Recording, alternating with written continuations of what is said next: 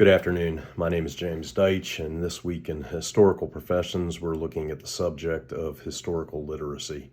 So in that context, I've continued with my work on my dissertation.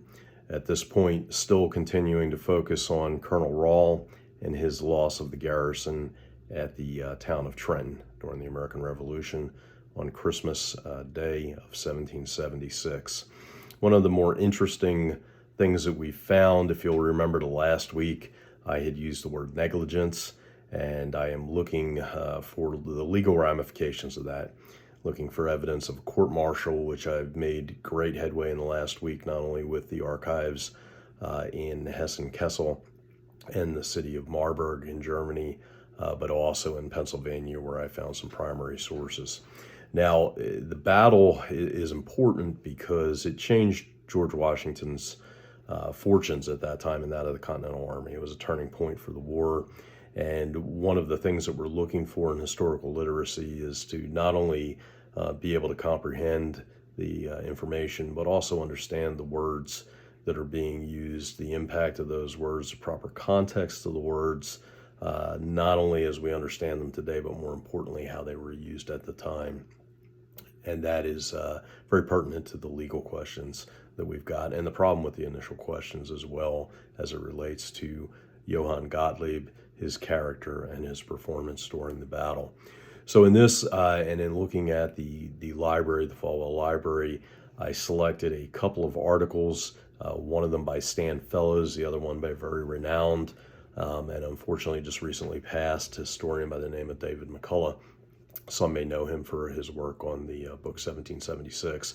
And in fact, one of the primary articles I used for this, secondary articles, would have been a prelude to his book. In addition, I used several primary sources, which are translations from Bruce Burgoyne, to look at how some of the soldiers and the officers looked at the question.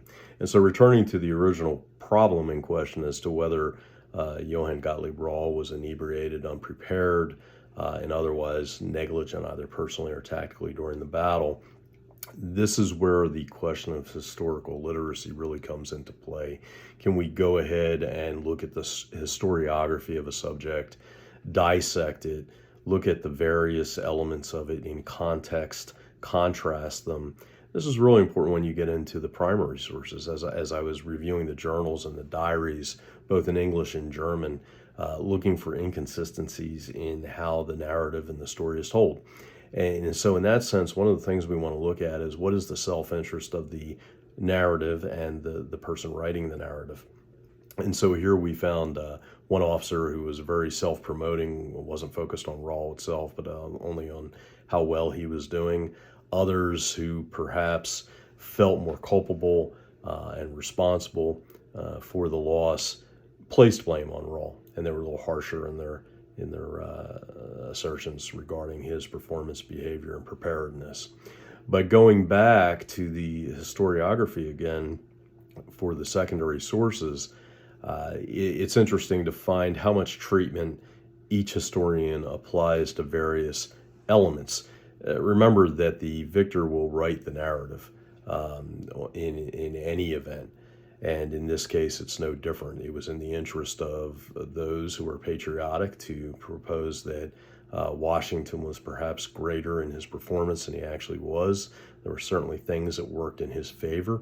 One of them was Rahl's unpreparedness, but also the weather worked in his favor as well as against him. We also have to remember that two of his elements never even were able to cross the river. So it was surprise and chance more than anything. And as we dig into our sources here, primarily the secondary ones, we see no congruity between what David McCullough wrote and what Stan Fellows wrote.